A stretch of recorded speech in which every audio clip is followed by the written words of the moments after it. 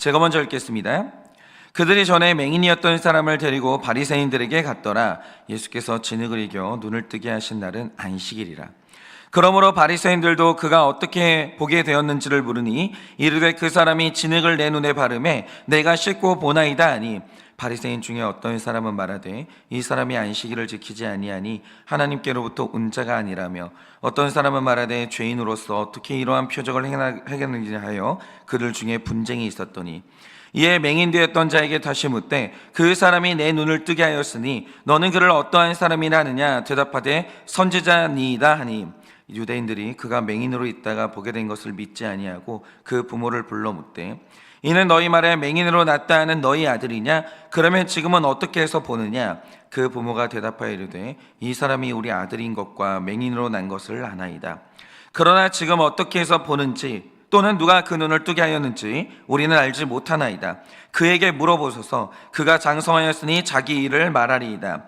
그 부모가 이렇게 말한 것은 이미 유대인들이 누구든지 예수를 그리스도로 시인하는 자는 출교하기로 결의하였으므로 그들을 무서워함이로라. 다 같이 읽겠습니다. 이러므로 그 부모가 말하기를 그가 장성하였으니 그에게 물어보소서 하였더라. 아멘. 기도하겠습니다. 주님, 오늘 이 말씀에 등장하는 많은 사람들이 두려워하고 있습니다. 불안해하고 있습니다. 주님, 왜 불안합니까? 하나님, 우리 삶에 무언가가 확정되지 못하고 오늘도 우리가 마음에 방황을 하며 길을 찾지 못하는 두려움에 떨고 있습니다. 우리는 왜 불안합니까? 이 불안함이 사라지려면 무엇이 있어야 하겠습니까? 오늘도 이 마음의 불안함을 해결하기 위해 오늘도 말씀을 듣사오니 말씀에서 그 길을 찾게 하여 주시고 오늘 하루 그리고 인생 가운데 나의 불안함이 해결되는 그 길을 발견할 수 있도록 은혜를 허락하여 주시옵소서. 주님, 말씀하시면 듣겠습니다. 말씀하여 주시옵소서. 예수님의 이름으로 기도드립니다. 아멘. 네, 오늘 우리가 오늘 말씀에 나오는 등장 인물들을 쭉 보셔야 되는데, 보시고 성령님이 주시는 이 통찰력을 가지고 오늘 우리는 이 사람들이 느끼고 있는 이 감정이 뭔가 이것을 좀 볼 필요가 있어요. 제가 오늘 여쭙고 싶은 게 있는데 그게 뭐냐면, 자, 여러분이 오늘 말씀 13절을 보시면 눈뜬 장애인을 바리새인들에게 데리고 갔던 이웃들이 나옵니다. 그리고 15절을 보면 바리새인들의 무리가 나오고 18절부터는 눈뜬 이 장애인의 부모가 등장합니다. 그런데 오늘 본문에 이런 부류의 등장인물들이 등장하는데, 이 본문을 유심히 보고 있으면 제가 방금 소개했던 이 등장인물들이 공통적으로 느끼는 감정이 하나 있다는 거예요. 그게 뭐냐면 불안함이에요. 지금 이들 안에요, 확신이 주는 샬롬이 없는 거예요. 아무도 없어요. 그러면 왜 이렇게 불안하냐? 그래서 오늘 우리가 질문해야 될 건 이거죠. 말씀은 내 말씀이니까 여러분은 샬롬이 있으십니까? 평안하세요? 확신이 있으세요? 그런데 만약에 내 마음 가운데 확신이 없고 내가 지금 오늘 내가 맞는지 아닌지, 내가 지금 바른 길로 가고 있는지 아닌지, 이게 불안함이 있다면 그 불안함이 생기는 이유는 뭐겠습니까? 자, 우리가 한번 보자 이거죠. 먼저 어제 말씀을 보면 8절 이하의 말씀을 보면 날 때부터 앞을 보지 못하는 장애인이 한 명 나옵니다. 근데 그 사람의 이웃들은 이 사람의 눈뜬 얼굴을 본 적이 한 번도 없었어요.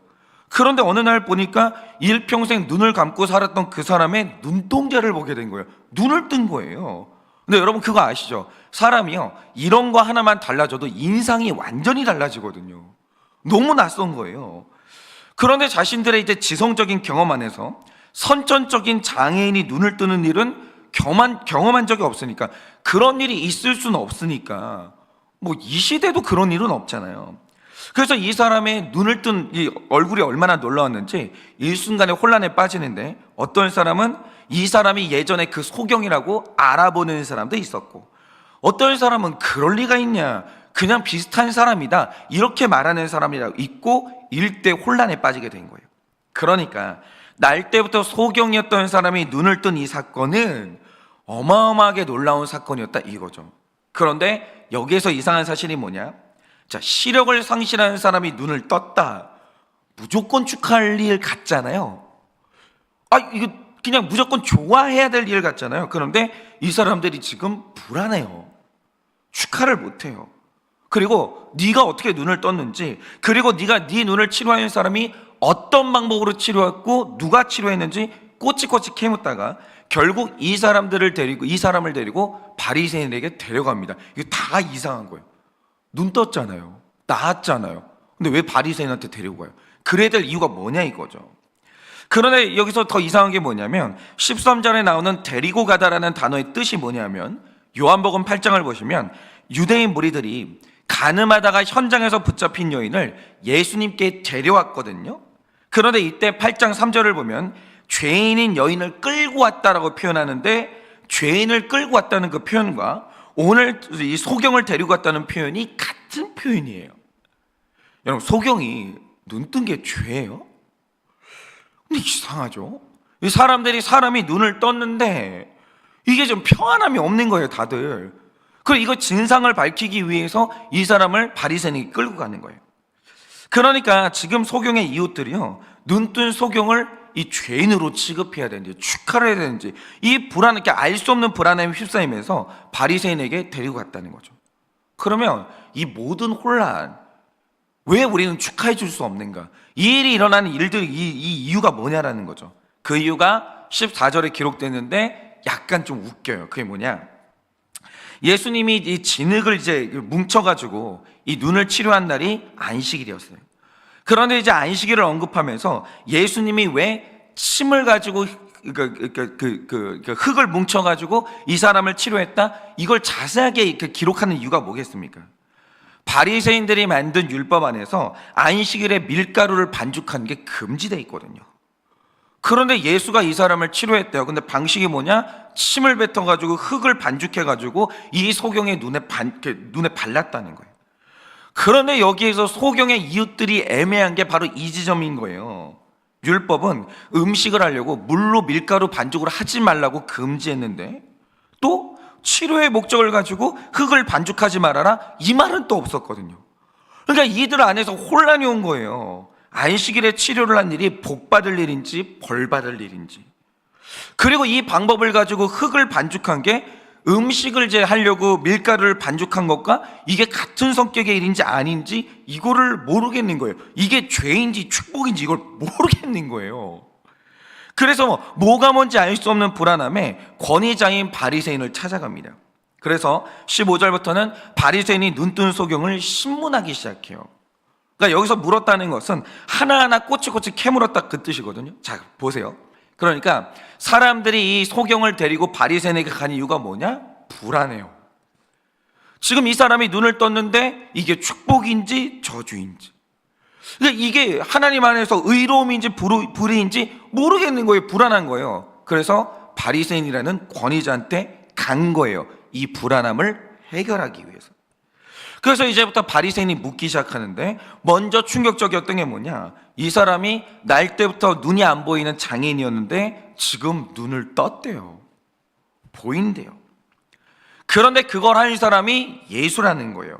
그런데 이게 왜 충격입니까? 구약에서 모세나 엘리야나 사무엘 같은 선지자가 있었지만 그 누구도, 그러니까 죽은 사람을 살리는 기적도 있었지만 소경의 눈을 고친 사람은 없었어요. 왜냐? 선지자 이사야의 글을 보면 소경의 눈을 뜨게 하는 이 기적은 앞으로 오실 메시아의 독점적인 능력이거든요. 그러니까 이사야가 예언하길, 만약 누군가가 날 때부터 소경된 자의 눈을 뜨게 했다, 그가 메시아다, 그걸 알아봐야 된다, 이렇게 미리미리 예언을 했어요.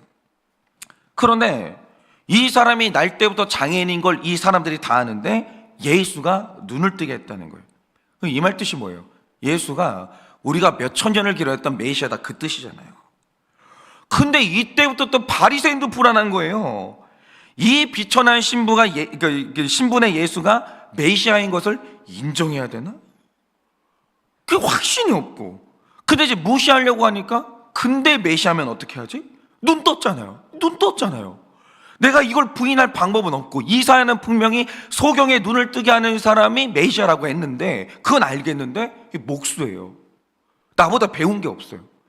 인정하자니 이거 불안하고, 그리고 이제 무시하자니 그것도 불안하고, 그러면서 자기들끼리 싸우는데 한쪽은 예수가 안식일을 범한 죄인이라고 주장하고 한쪽은 죄인이 어떻게 이런 기적을 행하냐 이러면서 이게 싸우는데, 이 다툼의 깊은 곳에 있는 감정이 뭐냐면 누구도 확신이 없는 거예요. 다 불안해.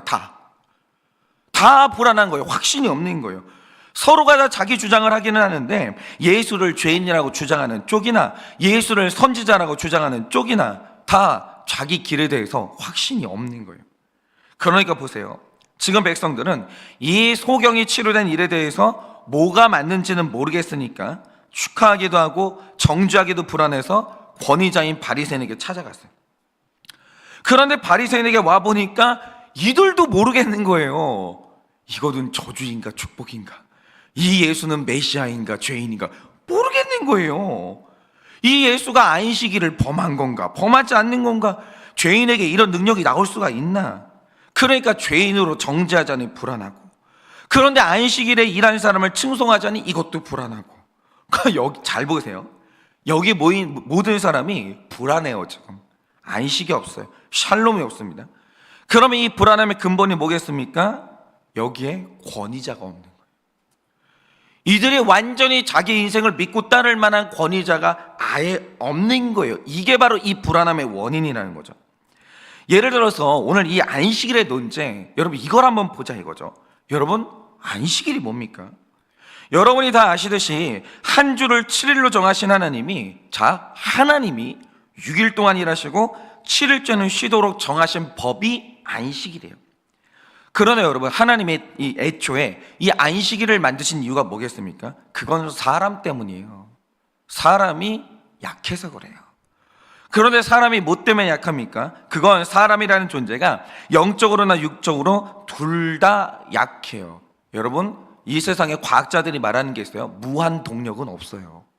피조 세계에 무한정 움직이는 건 없는 거예요. 다 바닥나고 고갈돼요. 약하다 이거죠. 그런데 이제 먼저 육적인 측면은 이런 겁니다. 제가 하나 여쭤보고 싶은 게 있는데, 타락하기 이전에 아담이 있고 타락한 이후에 아담이 있어요. 그러면 타락하기 전에 아담의 이 몸과 타락한 이후에 아담의 몸에 변화가 있었을까요?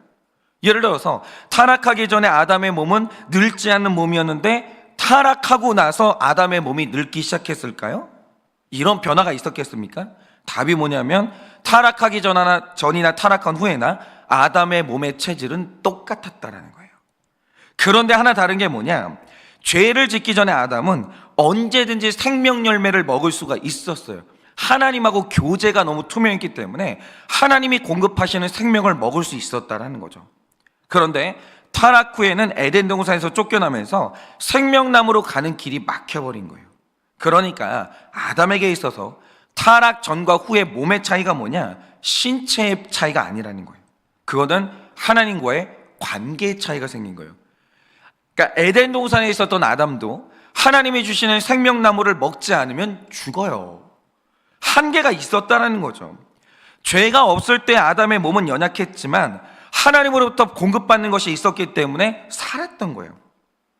그런데 타락 후에는 하나님의 공급이 끊어지면서 연약한 육체와 정신을 지탱할 힘이 없어졌고 어쨌든 죽을 수밖에 없는 몸이 된 거죠. 어쨌든 에덴 동산에서 아담의 육체에도 우리와 똑같은 한계가 있었고 몸에 피곤함이 있었기 때문에 에덴 동산 안에서도 안식일이 있었다고요. 아시겠죠? 에덴 동산 안에서도 안식일이 있었어요. 안식은 타락 후에 제정된 게 아니에요. 안식은 타락하기 전에도 이미 에덴 동산에 안식일이 있었다라는 거죠. 하나님이 사람을 쉴 수밖에 없는 존재로 지어놓고 휴식을 주신 거예요. 그러니까 안식일을 지킨다는 말의 의미가 뭐냐면 나는 연약한 피조물이다, 자기 주제를 아는 거예요. 죄를 지었기 때문에 연약해진 게 아니에요.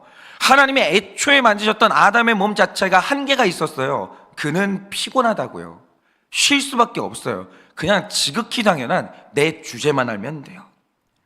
그리고 하나님이 쉬라고 했으니까 하나님이 쉬라고 했으니까 쉬어도 되는구나, 난 살 수 있구나, 먹고 살 수 있구나, 요거 안심하는 거, 이것 때문에 사람은 쉴 수 있는 거예요. 다시 말씀드립니다.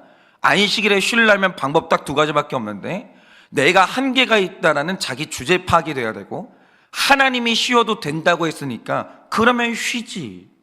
하나님 말씀이 믿어져야 쉴 수 있어요. 그런데 사람이 안식일이 없는 분들이 있어요. 1년 365일을 일하시는 분들이 있어요. 그럼 왜 그러냐? 두 가지가 안 돼서 그러는데 자기 주제를 몰라요. 여러분 안 쉬잖아요. 암 걸려요. 365일 일하시잖아요. 여러분 심리적으로 고장나십니다. 여러분 몸이 지탱을 못해요. 정신도 지탱을 못하고 안 쉬잖아요. 암 걸려요. 여러분 단명합니다. 오래 못 살아요. 어쩔 수 없는 거예요. 그런데 또 하나 안식하지 못하는 이유가 뭐냐? 하나님이 쉬어도 된다, 내가 그래도 너 먹고 살 수 있게 해줄게 말씀하셨거든요. 그게 안 믿어지는 거예요. 불안한 거예요. 하나님이 아무리 쉬어도 된다라고 얘기했지만 내 인생 내가 개척하는 거지, 하나님이 먹여 살려주냐? 이게 안 믿어지는 거예요. 그러니까 사람은 쉴 수가 없는 거예요. 권위자 되신 하나님이 내 마음 가운데 없으니까. 그러니까 이 안식일이 필요 없는, 그러니까 자기 자신을 하나님의 반열에 올려놓으면 사람은 안식을 못한다는 거죠. 그러니까 세상에 안식일을 지키지 않고 일주일 내내 일한다, 둘 중에 하나인데 무식하거나 교만한 거예요. 그러니까 사람이 있잖아요, 쉬지를 못하는 거예요. 여러분 안식일이 없는 인생은 총체적으로 믿음이 없는 거예요. 그건 아예 하나님을 불신하는 거예요. 안식일이 없이 교회를 온다, 그냥 그거는 종교인인 거예요. 하나님을 안 믿는 거예요. 그런데 더 중요한 것은 왜 이날이 휴식일이 아니라 안식일이 했습니까? 사람의 진정한 안식이란 육적 휴식뿐만이 아니라 내 인생의 권위자 되신 하나님이 말씀하시면 따라도 돼. 하나님이 말씀하시면 맞는 거야. 여러분 이 권위자 되신 하나님을 만나는 거, 이 권위자를 만나야 인간은 불안함이 사라지는 거예요. 사람이요 안심이 되는 거예요. 방황이 사라지는 거예요. 하나님 못 만나는 인생은, 하나님이 내 인생의 권위자가 되지 못하는 인생은 죽을 때까지 방황해요. 여러분 이스라엘 백성들이 40년간 이 광야를 방황했습니다. 왜일까요? 40년 동안 하나님을 의심하는 거예요. 하나님이 안식일에 쉬라고 했어요. 못 쉬겠는 거예요. 모세를 내가 너에게 세웠으니까 모세를 리더십으로 인정을 못 하겠는 거예요. 하나님이 권위자가 안 되는 거예요. 그러니까 이들이 40년 동안 방황을 했는데 방황의 날짜가 어떤 날짜나 권위자가 없는 날들이 40년이었다는 거죠. 인생에 권위자가 없잖아요. 피곤해요. 불안해요. 어디로 가야 될지 모르겠고 결정을 못 하는 거예요. 그래서 이날은 몸만 쉬는 날이 아니라 이날 하루는 내 권위자 대신 하나님의 예배와 말씀에 집중하면서 하나님이 나에게 주시는 말씀을 듣고 내 인생의 방향을 딱 정하는 거예요. 딱 정하는 거예요. 그러니까 이번 주에도 우리가 말씀을 나눴던 제목이 뭐였어요? 두 가지 얘기했잖아요. 이기는 방법이 뭐예요? 저주라는 거예요. 매복하라고요. 그러니까 만약에 하나님이 내 인생의 권위자 되시잖아요. 그러면 이 일주일 동안 그 적용하고 사는 거예요. 저주지 뭐. 아니 하나님이 지면은 이긴다고 했으니까 저주지 뭐. 지는 거예요. 얼마나 편한지 아십니까? 권위자가 딱 결정해 주시면 그대로 가면 되는 거예요. 아 매복시키지. 오늘부터 나는 매복시킨다. 물질도 매복시키고 에너지도 매복시키고 잘난 척도 매복시키고 그럼 사는 거예요. 엄청 편하잖아요. 아니 뭐가 그렇게 복잡해요? 복잡할 게 없다니까요. 권위자가 있는 인생은 편해요. 불안하지 않아요. 결정장애가 없는 거예요. 그냥 결정이 딱 되는 거예요. 그러니까 사람이 창조되기 이전에는 안식이라는 개념 자체가 없었어요. 근데 여기서 중요한 건 이겁니다. 사람에게는 안식일이 필요한데 안식일이 하나님에게 필요하냐? 필요 없죠. 왜냐? 하나님은 연약한 존재가 아니므로, 그분은 우리의 권위자이므로. 하나님은 안식일의 수혜자가 아니라 안식일의 주인이에요. 그래서 사람이 안식일에 일하면 죄가 되지만 하나님이 안식일에 일하면 그냥 그건 그분의 자유고 이 전능하심인 거예요. 그러니까 오늘 이들 안에 찾아온 불안함과 혼란함이 왜 일어납니까? 만약 오늘 소경을 치유했다는 예수가 메시아 대신 하나님의 아들인 게 믿어지면 이 논쟁 자체는 해당 사항이 없는 거예요. 하나님이 일하셨대. 일하신 거지. 하나님이 일하지 말래. 안 하면 되지. 여러분 예수님이 오늘 내 인생의 권위자 되셨으면 이 불안함은 없는 거예요. 예수님이 고치셨대. 할렐루야. 좋은 일이지. 그런데 하나님이 안 고쳐주셨대. 그것도 할렐루야. 이유가 있겠지. 다 끝나는 거예요. 안식일이 필요 없는 전능한 하나님이 안식일에 일하셨는데 그게 왜 문제가 되냐고요. 이건 감사하고 찬양하면 되는 거예요. 그런데 오늘 이 공동체 안에 어마어마한 질문들이 일어나고 있는데 아무도 결정을 안 해주는 거예요. 안식일에 일을 했는데 이거는 의로움이에요, 불이에요? 소경이 눈을 떴는데 이건 축복이에요, 저주예요? 아무도 결정을 못하는 거예요. 예수라는 사람이 이게 소경의 눈을 뜨게 했는데 이 사람은 사이비예요, 메시아예요? 아무도 결정을 못 해주는 거예요, 아무도. 그러니까 불안하죠. 그러니까 피곤하죠. 오늘 이 공동체 안에 예수라는 사람이 있는데 예수님이 사람일지언정 하나님은 아닌 거예요. 그러니까 여기에 불안함이 있는 거죠. 여러분, 오늘 우리는 왜 결정을 못해요? 누구랑 결혼해야 되냐? 이 결혼을 해야 되냐 말아야 되냐? 여러분, 왜 결정을 못해요? 이 직장을 가야 되냐 말아야 되냐? 왜 결정을 못해요?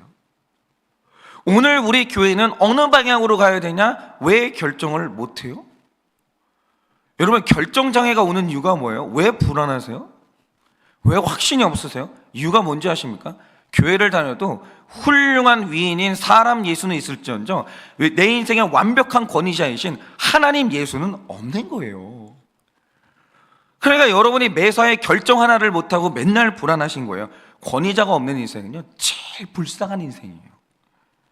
여러분, 그 마태복음 14장을 보시면 참 재미있는 기록이 나오는데 예수님이 오병이어의 기적을 행하신 후에 제자들을 급하게 배에 태운 다음에 건너편으로 가게 하시거든요.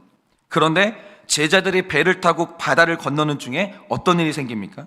갑자기 바다 한가운데서 바람이 불기 시작해요. 물결이 일어납니다. 출렁출렁거려요. 그래서 성경을 보면 뭐라고 표현하냐면 제자들이 그날 바다에서 고난당했다, 이렇게 표현합니다. 그런데 그때 제자들이 물 위로 누가 걸어오는 것을 발견해요. 그런데 그 영상을 보고 처음 제자들이 한 말이 뭐냐? 유령이다, 이래요. 그런데 나에게 다가오는 존재가 유령일 때 그 배는 일시의 불안함과 혼란함에 빠지게 됩니다. 그런데 그때 유령처럼 보였던 존재가 했던 말이 뭡니까? 예수께서 즉시 이르시되 안심하라, 나니 두려워하지 말라라고 해요. 그때 제자들의 반응이 뭐냐? 야, 선생님이다. 우리 선생입니다. 우리 메시아다. 이렇게 되는 거예요. 그런데 이게 메시아인 게 회복이 되니까 그 즉시 혼란함이 떠나가고 안심이 되는 거예요. 야, 안심해. 예수님 오셨어. 이 풍랑 이유 있는 거야. 이건 그냥 지나가는 거야. 걱정하지 마. 예수님이 계셔. 일시의 혼란함이 사라지는 거예요. 이게 바로 권위의 힘이라는 거죠. 이게 바로 권위의 힘이에요. 여러분, 권위라는 힘이 있어야 무질서가 잡히면서 혼란과 불안함이 일시에 사라지는 거예요. 제가 얼마 전에 이 성폭행을 당한 여성의 이야기를 들었는데 이 여성이 초등학생 때 성폭행을 당했어요. 이때 중요한 게 뭐냐면 해석이에요. 그런데 중요한 게 뭐냐면 이 여성은 성폭행의 피해자거든요. 초등학생이 무슨 힘이 있어요? 완벽한 피해자죠. 근데 이상한 건 그 이후로 피해자가 자신을 자책하고 살아가는 거예요. 너무 이상하잖아요. 그런데 그렇게 된 이유가 뭐였냐라고 하면 이 초등학생 아이에게 권위자는 엄마거든요. 당장은 엄마만한 권위자가 없잖아요. 그런데 어머니가 성폭행을 당하고 돌아온 딸에게 이 어머니가 했던 말이 뭐냐? 네가 옷차림을 어떻게 하고 다녔길래, 네가 그렇게 밤늦게 돌아다니니까 그런 일을 당하는 거 아니냐고 하면서 이 권위자가 초등학생인 딸한테 책임을 물은 거예요. 네 잘못이라고 이 규정을 지은 거죠. 그러니까 이날부터 이 딸이요, 죄책감을 느끼는 거예요. 그날 내가 옷을 단정하지 못하게 입었나? 내가 처신을 잘못했나? 행동을 잘못했나? 그래서 이 일을 당했나? 그러면서 일평생 죄책감에 시달리는 거예요. 근데 이 죄책감의 원인이 뭡니까? 권위자의 잘못된 해석이었다는 거죠. 권위자 잘못 만나면 이렇게 되는 거예요. 권위자가 얼마나 중요한지 아십니까? 그러니까 권위자를 잘 만나면 인생의 방황이 사라져요. 근데 권위자를 잘못 만나거나 권위자를 못 만나면 인생의 방황이 안 끝나는 거예요. 만약 이때 이 권위자인 어머니가 안아주면서 이건 네 죄가 아니라 교통사고 같은 거야. 넌 잘못한 게 없어. 너는 여전히 깨끗하고 이거는 네가 더럽혀진 사건이 아니라 사고를 당했을 뿐이고 그리스도 안에서 너는 깨끗해. 정확하게 말해줬다면 이 아이는 벗어날 수 있는 거죠. 그런데 이 질서를 바로잡는 힘이 뭐냐? 그게 바로 권위라는 거예요. 권위. 나에게 하나님 말씀을 전달해 줄 권위자가 누구냐? 최종적으로 하나님의 말씀이 내 안에 권위로 정확하게 자리 잡고 있냐? 이게 제일 중요하다는 거죠. 그래서 하나님을 진짜 왕으로 섬기고 순종하는 가정과 이 교회의 특징이 뭐냐? 거기는 질서가 없어요. 질서가 있어요. 혼란이 없습니다. 문제 생길 수 있어요. 빠르게 수습이 됩니다. 그래서 제가 신결혼해라 이 얘기하는 이유가 있어요. 여러분, 믿는 사람끼리 결혼하면 문제 안 생겨요? 문제 생기죠. 그러니까 불신자가 결혼해도 문제 생기고 신자가 결혼해도 문제가 생겨요. 근데 중요한 게 뭐냐? 자, 나도 하나님이 권위자예요. 그리고 내 배우자도 하나님이 권위자예요. 우리 둘 가운데 문제가 생겼어요. 되게 간단해요. 아니, 제가 그 목회를 하고 있잖아요. 우리 교회가 가정사역하는 교회잖아요. 되게 간단해요. 그런 가정들은 우리 목장 가서 물어보자. 자, 이번 주일에 말씀이 선포될 텐데 우리 한번 말씀 듣고 결정해보자. 그럼 끝나요. 그럼 끝나요. 하나님이 말씀하시면요, 오늘 하나님이 말씀하셨으면 그냥 그걸로 둘 다 문제가 해결이 되는 거예요. 오늘 목장에서 이렇게 얘기를 하네. 그리고 오늘 설교 시간에 이런 말씀이 선포됐네. 자, 이렇게 정리. 끝나요. 정말 끝나요. 되게 간단해져요. 근데 문제가 뭐냐? 권위자가 없잖아요. 작은 문제가 복잡해지기 시작해요. 결정이 안 됩니다. 그리고 가정이 방황하기 시작해요. 그러니까 이런 게 사사시대의 특징이 아니냐 이거죠. 사람이 각자 자기 인생의 권위자가 돼서 자기 소견에 옳은 대로 살기 때문에 거기에는 이 샬롬이 있을 수가 없고 질서가 있을 수가 없는 거죠. 그래서 저는 이제 이 사역이 굉장히 중요한 게 저는 청년들에게 관심이 되게 많아요. 그리고 교회의 생명은 이 청년들이 이 교회의 매력을 느끼냐 못 느끼냐, 이게 바로 교회에 저는 이게 생명이 달려 있다고 생각하거든요. 정말 교회는요, 이 청년들을 사랑하고 청년들한테 아낌없이 부어줄 수 있어야 돼요. 근데 이 청년들의 특징이 있어요. 그게 뭐냐면 청년들은 실력 없으면 딱 안 들어요. 청년들은 이게 실력 있고 없고, 그러니까 친절한 사람보다 실력 있는 사람을 되게 좋아해요. 왜냐? 청년들은 불안하거든요. 이 청년들은 이 경험이 없기 때문에 도대체 내가 이 직장에서 어떤 일을 당했을 때 도대체 이걸 어떻게 생각해야 되는지, 이걸 어떻게 돌파해야 되는지 이 결혼을 한다라고 할 때 이 사람이랑 결혼하는 게 맞는 건지 아닌 건지 뭐 하나를 결정하려고 해도 사실은 수많은 질문들이 와요. 근데 중요한 게 뭐냐? 여기서 실력 있는 지도자를 만나야 자기 인생의 모든 방황이 끝나버리거든요. 그래서 사실은 우리 청년들에게 지도자가 될 사람은요, 공부해야 돼요. 공부 안 하면 청년들한테 먹히지를 않아요. 이 청년들이 인정을 안 해줘요. 그래서 사실 저도 만약에 제가 우리 교회에서 우리 청년들한테 인정받기를 원하고 우리 청년들을 섬기기를 원하고 청년들의 권위자가 되기를 원한다, 공부를 쉴 수가 없는 거예요. 여러분, 이 권위자의 존재가 이렇게 중요한 거예요. 여러분, 왜 청년들 앞에서 지도자는 공부해야 됩니까? 이 청년들은 불안하기 때문이에요. 이 청년들의 불안함을 일시에 해결하려면 하나님 만나게 해줘야 되는데 청년들이 어떻게 하면 하나님을 만날 수 있겠어요? 내가 만난 지도자가 실력이 있어야 되는 거예요. 그래야 지도자를 통해서 하나님에게 신뢰를 얻게 되고 그 하나님 말씀에 이 청년들 가슴에 권위가 되기만 하면 이 청년들은 걱정을 안 해도 되는 거예요. 이들이 하나님만 만날 수 있다면, 이들이 하나님을 내 인생의 최종 권위자로 만날 수만 있다면 이제 청년들의 인생은 아무 고민이 없는 거예요. 지금도 제가 안심을 하는 청년들이 있는데 이 안심하는 청년들이 누구냐? 잘 물어봐요. 그러니까 무슨 일이 일어날 때마다 하나님이 오늘 뭐라고 말씀하시나? 큐티하면서 물어보고, 공동체에 물어보고, 목회자한테 물어보고. 그러니까 인생의 권위자가 있는, 믿을 만한 권위자가 있는 청년들은 걱정이 전혀 없어요. 문제는 뭐냐? 권위자가 없는 사람들이 있어요. 물을 데가 없는 사람들이 있어요. 하나님 말씀이 신뢰가 안 되는 사람이 있다는 거죠. 너무 저는 가슴이 아픈 게 뭐냐면 지금 방황하고 있을 게 뻔해요. 정말 뻔해요. 그게 얼마나 힘드냐 이거죠. 얼마나. 여러분, 오늘 이 가정에서 나의 인생에 불안하신 분들이 있을 거예요. 이게 맞나? 저게 맞나? 내가 이 결정을 해야 되는 건가 말아야 되는 건가? 이건 저주인가 축복인가? 이건 의로움인가 불의인가? 하나도 결정을 못하고 너무너무 불안한 분들이 있어요. 어쩔 수 없이 시간에 쫓겨서 결정을 하죠. 근데 그 길을 걷고 있으면서도 이게 맞나? 너무너무 두려운 분들이 많다라는 거죠. 이유가 뭐겠습니까? 여러분이 예수가 권위자가 못 된 거예요. 예수가 하나님이 못 되신 거예요. 오늘도 성경 66권 이 말씀이 있는데 이 말씀이 내 인생의 권위가 못 되는 거예요. 말씀대로 살다가 고난당해. 말씀대로 살면 가난해져. 말씀대로 살면 하늘에서 돈이 떨어져, 뭐 떡이 떨어져. 믿는 사람하고 결혼하면 큰일 나. 믿음 좋은 사람하고 결혼하는 게 아니라 경제력이 좋은 사람하고 결혼해야 되는 거야. 하나도 권위가 없는 거예요. 하나도 하나님 말씀이. 그러니까 결정이 안 되는 거예요. 날마다 방황하는 거예요. 심지어는 안식일에 하루 쉬는 거 그것도 안 되는 거예요. 그것도 안 되는 거예요. 너무 불안하니까. 여러분, 그래서 언제나 이 설교, 어떤 우리 이제 이 큐티의 결론이 있어요. 그게 뭐냐? 여러분, 예수 믿어야 돼요. 예수님 믿으셔야 돼요. 예수님이 안 믿으면 설교를 30년을 듣고 40년을 듣고 교회를 있잖아요. 몇십 년을 출입해도 예수 안 믿으면 아무것도 해결 안 돼요. 아무것도. 그래서 여러분, 오늘도 말씀의 결론은 이겁니다. 저도 그래요. 예수 믿어야 돼요. 하나님 믿어야 돼요.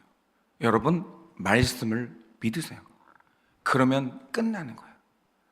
그래서 오늘 하루, 아니 여러분 인생 전체를 통틀어서 하나님이 이제는 예수님이 여러분의 권위자가 되시고 이 성경 66권의 한자 한자가 내 인생의 완벽한 권위가 되어서 이제 우리 인생의 모든 혼란, 우리 인생의 모든 두려움이 싹 사라지고 확신 가운데 오늘 하루의 길을 걸어가는 여러분 하루 되시기를 예수님의 이름으로 축원합니다. 이 시간 제가 기도하고 축도함으로 예배를 마치겠습니다. 기도하겠습니다. 주님, 오늘도 주님께 간절한 소원이 하나 있습니다.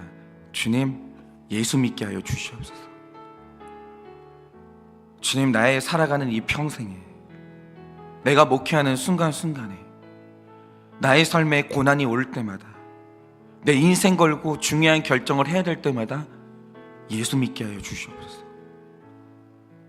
내 인생에 허락하여 주신 하나님의 말씀 66권, 이 한자 한자, 주님, 이 말씀 믿게 하여 주시옵소서. 나의 완벽한 권위자가 되기를 원합니다. 100% 믿고 따를 권위자가 나의 예수님이 되기를 원하고 이 말씀이 되기를 원하오니 주여 나에게 그런 믿음을 허락하여 주시고 내 인생의 모든 질문, 모든 두려움, 불안함이 다 사라지게 하여 주시옵소서. 예수님이 나의 권위자가 되게 하여 주셔서 풍랑 한가운데서도 평안한 인생 되게 하여 주시고 단순한 인생 되게 하여 주시고 결정하는 것이 쉬운 인생 되게 하여 주셔서 우리 모두가 다 오늘도 확신의 길로 걸어갈 수 있도록 주님이 은혜를 허락하여 주시옵소서. 지금은 우리 주 예수 그리스도의 은혜와 하나님 아버지의 그 크신 사랑과 성령님의 위로하시고 교통하여 주시는 그 역사하심이 오늘도 나의 권위자 되신 예수님을 만나고 성경 66권 말씀을 100% 믿는 믿음으로 나아가 오늘도 나의 삶의 모든 불안함과 두려움이 사라지기를 원하는 사랑하는 모든 주의 종들의 머리 위에 지금으로부터 영원무궁토록 함께 있을지어다. 아멘.